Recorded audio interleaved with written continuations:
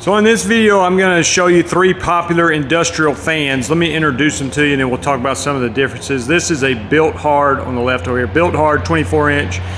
This one is, you can see the name of the brand. Maybe it's better if you just read it instead of me try to pronounce it. But hykolity, I'm not sure. And then this one is, the company is WARMLREC, W-A-R-M-L-R-E-C. All right, so this one's a 24-inch fan, this one's a 30-inch fan, this one's 24-inch fan. So let's go over some of the differences. These all get good reviews. As far as assembly goes, for the most part, you're just putting the wheels on these things, okay? So they come mostly assembled. This one, I think the middle one is essentially just the wheels. These, you gotta put the little base piece on, and that one, the base piece on. But when you look at fans, one of the things you might want to consider with an industrial fan is the measurement that they use as far as how much wind they move, and it comes in the measurements of CFM.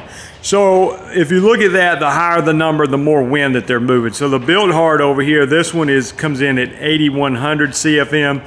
The one over here is 8,800, and then the one in the middle, the bigger one, is 13,000 CFM. So you can see where you get a significant difference with the bigger fan there being a 30-inch versus the 24-inch. Now they have multiple speeds. The two small ones both have 3 speeds. The one in the middle just has 2 speeds. One of the other noticeable differences on the BILT Hard is it does have handles on it, and they do have wheels on all of them. This one also has handles on it, where this one I don't necessarily love that it doesn't have handles on it. So it does have wheels, so you can grab it and move it, and it's not that heavy. But I think they could have put a handle on it, would have been nice. The other thing that's noticeable, on the 2 smaller ones, you can adjust the little handles here on the side and you can tilt it up and down.